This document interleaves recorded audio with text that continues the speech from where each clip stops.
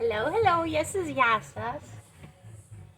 Γεια σας. Λοιπόν, έχουν έρθει καινούρια πραγματάκια στη Monoev. Έχουν έρθει τα καινούρια τα gloss. Και αυτά. Λοιπόν, αυτά θα βάλω το ένα τώρα, να το δείτε. Προς το παρόν 4 κώδικοι. Έχει μεγάλο εδώ πέρα τέτοιο τζουτζουνάκι.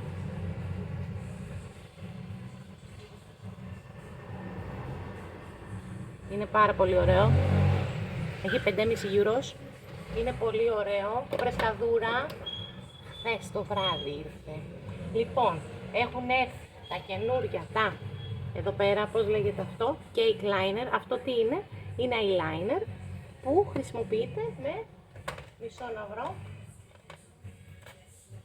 ή με το πινελάκι αυτό ή με το πινελάκι του eyeliner αυτό, ό,τι σας βολεύει. Με νερό χρησιμοποιείται αυτό. Με νερό το βρέχεις και τραβάς γραμμούλα. Κάτσε το ψεκάσω να το δείτε.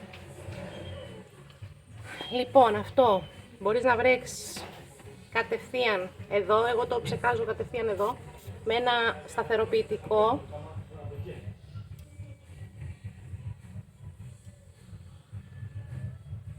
Για να γράψει, ή βουτάς το πινελάκι ή βρέχεις εδώ με νερό, έτσι. Έχουν βγει σε πολλές αποχρώσεις. Μπλε καφέ, κάτσε να κουνήσω να το δείτε στο stand. Αυτές εδώ είναι οι αποχρώσεις. Αυτά. Λοιπόν, έχει έρθει αυτό, έχει έρθει αυτό. Τι άλλο ήρθε? Τι άλλο, αυτό που το πήρα, από εδώ. Ήρθε, λοιπόν, μόνο εδώ. Ήρθε, πού είμαστε?